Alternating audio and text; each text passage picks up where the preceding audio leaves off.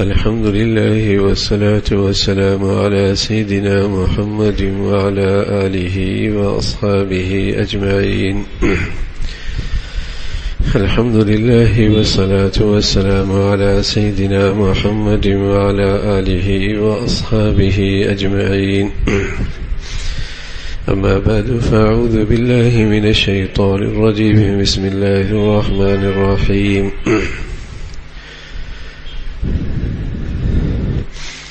يا أيها الذين آمنوا إن تتقوا الله يجعل لكم فرقانا. صدق الله العظيم. اللهم صل على سيدنا محمد وعلى آل سيدنا محمد وبارك وسلم. اللهم صل على سيدنا محمد النبي الأمي وعلى آله وأصحابه وسلم. میرے معزز مسلمان بزرگوں، عزیز بھائیوں، اللہ کے نبی صلی اللہ علیہ وسلم نے صدیوں سال پہلے اہل ایمان کو ایک نصیحت فرمائی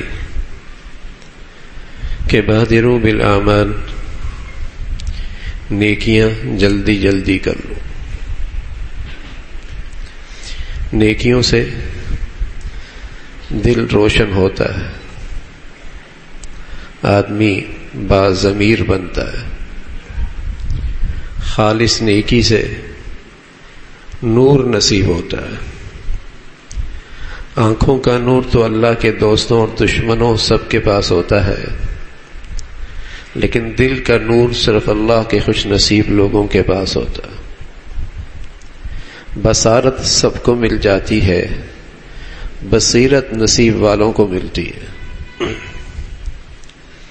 بصارت سر کی آنکھوں کی روشنی کا نام ہے، بصیرت دل کی روشنی کا نام ہے. اتقوا فراست المؤمن فإنه ينظر بنور اللہ. مومن کی فراست اور سمجھ بوجھ کا کیا کہنا، وہ تو اللہ کے نور سے دیکھتا ہے. مومن کی سمجھ بوجھ اور فراست کا کیا ہی کہنا، وہ تو اللہ کے نور سے دیکھتا ہے. تو صدیوں سال پہلے اللہ کے نبی نے ایک نصیحت فرمائی اپنی امت کو کہ بادروا بالاعمال، نیکیاں جلدی جلدی کر لو. اس لیے کہ اس سے تمہیں دل کی روشنی ملے گی، دل کا نور ملے گا. فتنن کقطع اللیل المظلم، فتنے آنے والے، اور فتنے بھی ایسے جو اندھیری رات کی طرح ہوں گے، اور اندھیری رات کے ٹکڑوں کی طرح کہ ہر رات کا پہلا دوسرا حصہ پہلے حصے سے زیادہ ظلمت میں گہرا ہوتا ہے، اس میں تاریکی زیادہ ہوتی ہے. اور پھر اللہ کے نبی فرمانا کہ یصبح الرجل مؤمنا ویمسی کافرا، آدمی صبح ایمان میں ہوگا اور شام اسلام سے محروم ہوگا. ویمسی مؤمنا ویصبح کافرا، شام ایمان والا ہوگا اور صبح غیر مسلم ہوگا. یبیع دینہ بعرض من الدنیا، لوگ تمہیں بہت ملیں گے جو دنیا کی خاطر اپنا دین بیچتے نظر آئیں گے، اپنا دین دیتے نظر آئیں گے، اپنا دین ضائع کرتے ہوئے نظر آئیں گے، اپنا دین چھوڑتے ہوئے نظر آئیں گے، اپنا دین گنواتے ہوئے نظر آئیں گے. فرمایا ایسا دور آئے گا، فتنے ایسے آئیں گے، ایسی ظلمت ہوگی، کچھ سجھائی نہیں دے گا. اس لیے بادروا بالاعمال، جلدی جلدی اپنا ضمیر روشن کر لو نیکیوں سے، دل کی روشنی پیدا کر لو. عالم اسلام کے بہت بڑے مفکر ابو الحسن ندوی رحمۃ اللہ علیہ فرمایا کرتے تھے، مسلمان اتنا روشن ضمیر ہوتا ہے اور صاحب بصیرت ہوتا ہے کہ کوئی باطل بیت اللہ کا پردہ پکڑ کر پی زاروں قطار رو رہا ہو، بیت اللہ کا پردہ پکڑ کر زاروں قطار رو رہا ہو، ایمان والا اتنا بصیرت ہوتا ہے کہ پہچان جائے کہ یہ سچا نہیں ہے، جھوٹا ہے، یہ حق نہیں ہے، باطل. کہیں دھوکہ نہ کھائے، کہیں دھوکہ نہ کھائے۔ اللہ میاں قرآن میں 3 جگہ پر ایک لفظ استعمال کرتے ہیں، فرقان۔ تبارک الذی نزل الفرقان، قرآن کا ایک نام فرقان ہے۔ ہم نے قرآن اتارا، فرقان اتارا، جس سے حق سچ کا پتہ لگتا ہے، صحیح غلط کی تمیز ہوتی ہے، گمراہی اور ہدایت کی رہنمائی ملتی ہے، فرقان۔ اسی طرح دوسرا جگہ استعمال فرمایا قرآن نے، یوم الفرقان یوم التقى الجمعان، جس دن 2 جماعتیں آپس میں ٹکرائیں، غزوہ بدر، اس کو بھی قرآن کہتا ہے فرقان۔ یوم الفرقان یوم التقى الجمعان، اس کو بھی فرقان کہا، اس لیے کہ اس میدان کے اندر بھی کھلے آنکھوں سے اللہ کی مدد اور نصرت نہ اتری، اور پتہ لگا کہ یہ حق والے ہیں، ان کے ساتھ اللہ کی مدد اور نصرت ہے، اور یہ باطل ہیں، حق کے مقابلے میں شکست کھا گئے، اتنی مختصر سی جماعت کے مقابلے میں، اس کو بھی فرقان کا۔ تیسری جگہ جہاں قرآن فرقان کہتا ہے، ان تتقوا اللہ یجعل لکم فرقانا، ان تتقوا اللہ یجعل لکم فرقانا، کہ اگر تمہاری زندگی میں تقوی ہے اور تمہاری زندگی میں نیکی ہے اور خالص ہے، جو گناہوں کی ظلمت سے پاک ہے، تمہاری زندگی میں نیکی ہے اور گناہوں کی ظلمت سے پاک نیکی ہے، یوم الفرق ان تتقوا اللہ یجعل لکم فرقانا، اللہ تمہیں فرقان دے دے گا، وہ نور دے دے گا۔ جیسے قرآن کا نور حق اور باطل کی تمیز کرتا ہے، غزوہ بدر کا فرقان کا دن حق اور باطل کی وضاحت کرتا ہے، تمہیں تقوی کی بدولت اور خالص نیکی کی بدولت اللہ تمہیں بصیرت عطا فرمائیں گے، فرقان دے دیں گے، تم پہچان لوگے گے کہ یہ باطل ہے، یہ غلط ہے، یہ ناحق ہے، تم گمراہی سے فتنوں کے دور میں محفوظ رہو گے، ورنہ تو بہہ جاؤ گے، تمہاری اولادیں بہہ جائیں گی، تمہاری نسلیں بہہ جائیں گی، پتہ ہی نہیں لگے گا۔ اور ایسا فتنے کا دور ہے، یصبح الرجل مؤمنا ویمسی کافرا، صبح ایمان والا اور شام ایمان سے محروم، شام ایمان کے حالت میں اور صبح اٹھا ایمان کی دولت سے محروم، احساس ہی نہیں ہوگا، ایمان جیسی دولت ضائع کر بیٹھے گا۔ تو آپ علیہ الصلوۃ والسلام نے صدیوں سال اپنی امت کو پہلے نصیحت فرمائی، بادروا بالاعمال، نیکیاں جلدی جلدی کر لو، کل کا پتہ کوئی نہیں، جتنا جلدی ہو سکے نیکیوں کا نور اکٹھا کرو، کام آئے گا فتنے کے دور میں۔ اور آج ابھی گزشتہ چند دنوں سے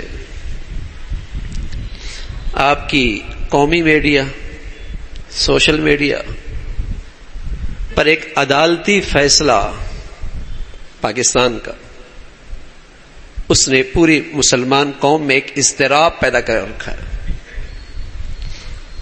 لیکن چونکہ جہالت، ناکفیت عام ہے، خاص طور پہ ہماری نئی نسل کو تو بیچاروں کو پتہ ہی کوئی نہیں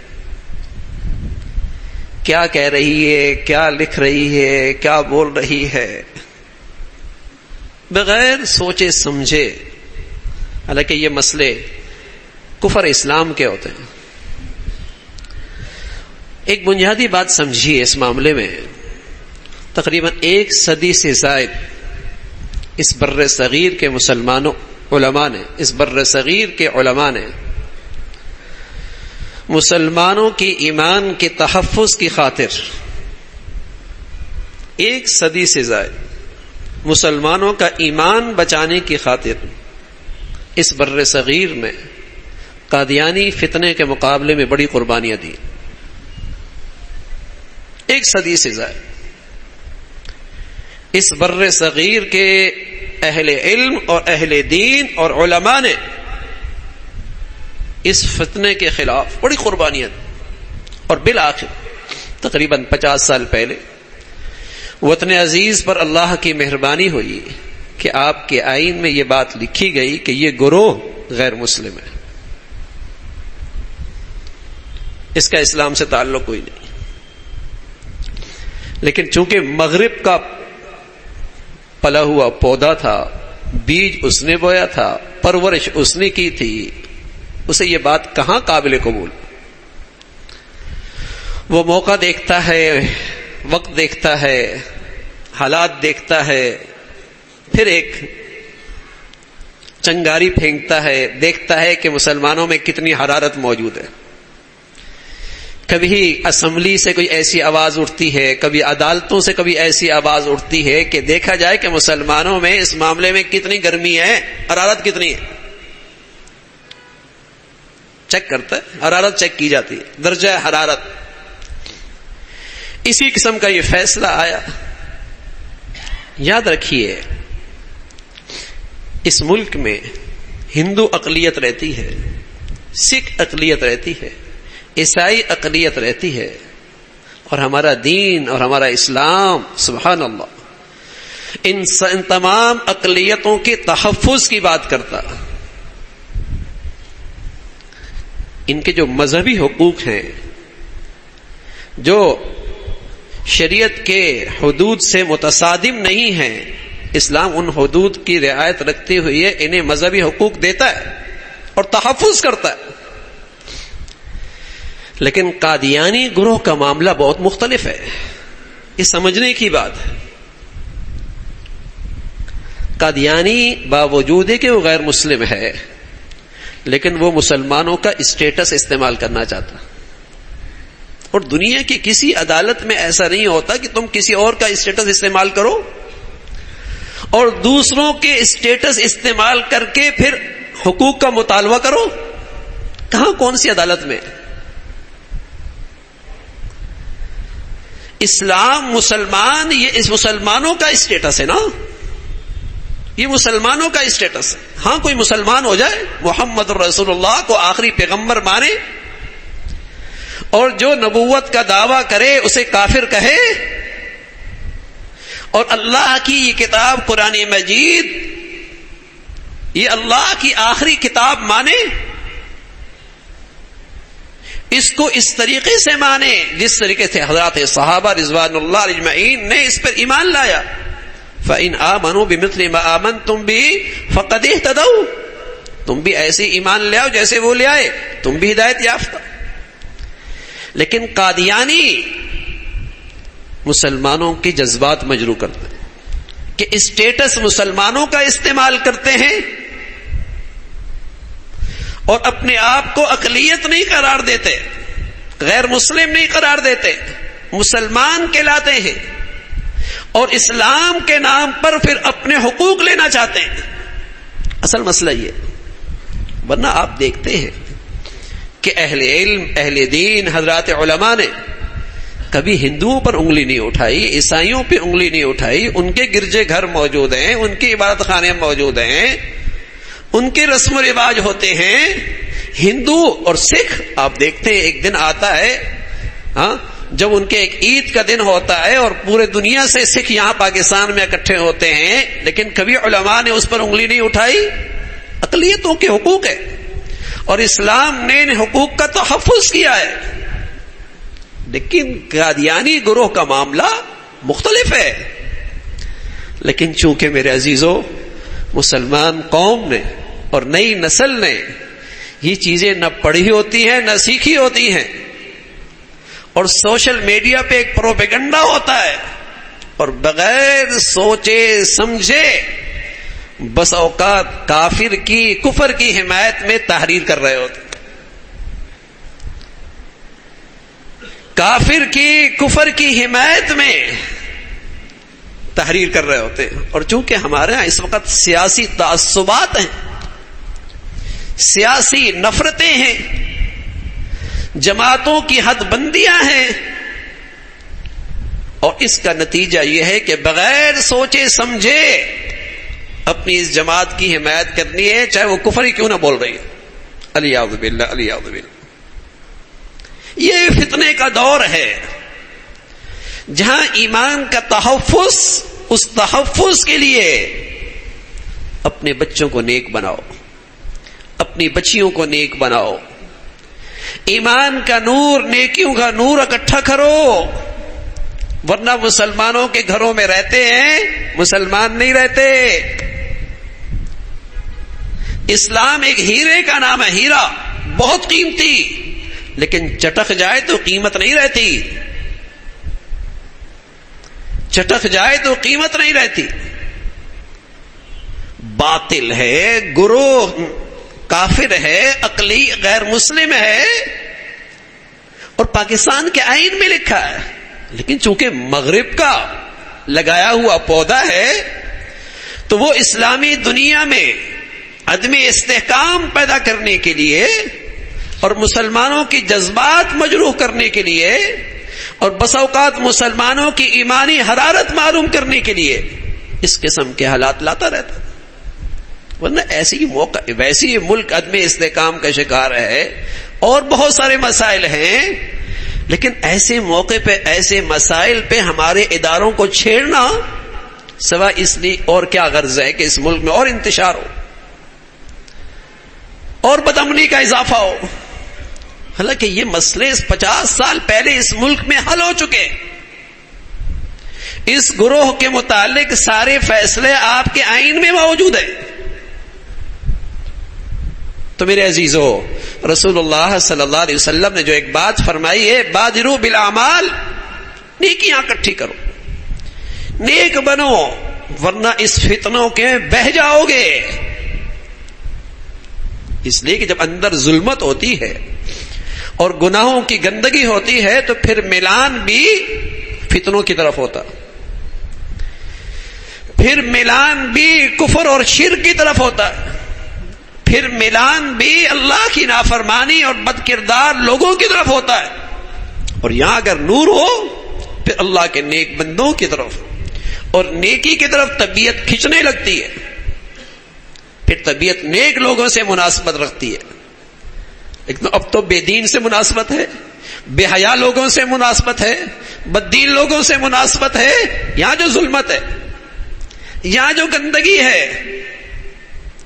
تو رسول اللہ صلی اللہ علیہ وسلم فرمایا بادروا بالاعمال، نیکیوں کا ذخیرہ اکٹھا کرو فتنے آنے سے پہلے، جو بڑے خطرناک فتنے. تو میرے عزیزو، اللہ نے کرم فرمایا کہ زندگی میں پھر وہ دن دے دیے جو نیکیوں کا موسم بہار ہے.